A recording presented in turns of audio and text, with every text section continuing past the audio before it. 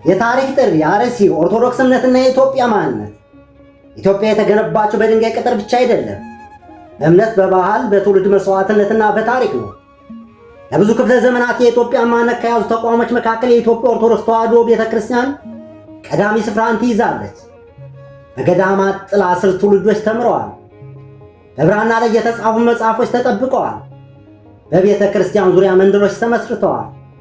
የሀገር ታሪክ ከትውልድ ወደ ትውልድ ተላልፏል። ይህ ሁሉ የሆነው በሰዎች ትጋትና መስዋዕትነት ነው። አርሲና የታሪክ ጥያቄ።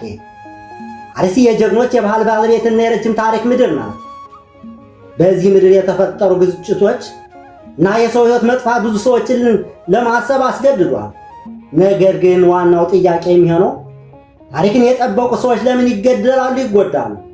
ይህ ጥያቄ በአርሲ ብቻ አይደለም፣ በዓለም ታሪክ ብዙ ጊዜ ተጠይቋል። ታሪክ የሚያስተምረው ግን አንድ ነገር አለ። ግጭት ሲፈጠር የመጀመሪያ ሰለባ የምትሆነው እውነት ነች። የአርሲ ኦርቶዶክሶችና የኦርቶዶክስ ሚና።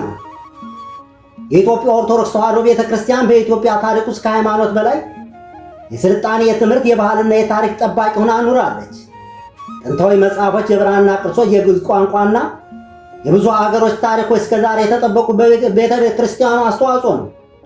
በአርሲና በሌሎች አካባቢ በኦርቶዶክስ አማኞች ላይ የደረሱ ጥቃቶች ብዙ ሰዎችን አሳዝነዋል። ነገር ግን ለምን ተገደሉ የሚለው ጥያቄ ቀላል መልስ የለውም። የእነዚህ አይነት ግጭቶች መንስኤ ብዙ ጊዜ የፖለቲካ፣ የጸጥታና የማህበራዊ እንዲሁም የአካባቢ ውጥረቶች ድብልቅ ነው።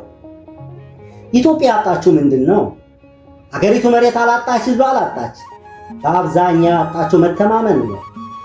ቀድሞ የአንድ መንደር ሰዎች የሌላው መንደር ሰዎች እንደ ወንድሙ ይመለከቱ ነበር። ዛሬ ግን ብዙ ጊዜ ሰዎች እርስ በርስ በጥርጣሬ ይመለካከታሉ። ቀድሞ ሽማግሌዎች አንድ ቃል ብቻ ተናግረው ግጭት ያቆሙ ነበር። ዛሬ ግን 100 ሰዎች ቢነጋገሩም አንድ ስምምነት ላይ መድረስ ይከብዳቸዋል። የኦርቶዶክስ ታሪካዊ ሚና። ቤተ ክርስቲያኒቱ ለሺህ ዓመታት የቋንቋ፣ የሥነ ጽሑፍ፣ የሙዚቃ፣ የህንፃ ጥበብና የታሪክ ጠባቂ ሆና ቆይታለች። የብዙ ነገሥታቶች ታሪክም ዛሬ የምናውቀው በገዳማት ውስጥ በተጠበቁ ሰነዶች ምክንያት ነው። ብዙ የሀገር ቅርሶች እስከዛሬ የደረሱ በካህናት፣ በመነኮሳትና በአማኞች መስዋዕትነት ነው። ይህ ማለት ግን የኢትዮጵያ ታሪክ የአንድ ሃይማኖት ወይም የአንድ ቡድን ብቻ አይደለም። ብዙ ህዝቦች፣ ብዙ እምነቶችና ብዙ ትውልዶች አብረው የገነቡት ታሪክ ነው። ኦርቶዶክስ መቅደስ ብቻ አልገነባችም። ታሪክ ገንብታለች፣ ባህል ጠብቃለች፣ ስልጣኔ አብቅላለች። ብራና ጠብቃ ታሪክ አድናለች። እምነት ጠብቃ ማንነትን አኑራለች። የኦርቶዶክስ ደወል የእምነት ብቻ አይደለም፣ የታሪክ እውቀትና የሰላም ድምፅ ነው። ለኢትዮጵያ ስር ሆና ጸናች፣ ለዓለም ብርሃን ሆና አበራች። መጽሐፍን ከማቃጠል አዳነች፣ ታሪክን ከመጥፋት ጠበቀች። የኦርቶዶክስ የአንድ ትውልድ ንብረት ብቻ አይደለም፣ የሰው ልጅ የጋራ ሀብት ነው።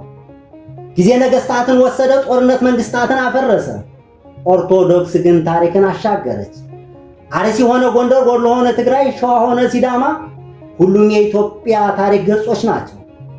ታሪክ የገነቡ ሰዎች ቢሞቱም ያቆሙት እሴት አይሞትም። ኢትዮጵያ የምትጸናው በሰላም፣ በፍትህና በመከባበር ነው። ሰላማችሁ ይብዛ።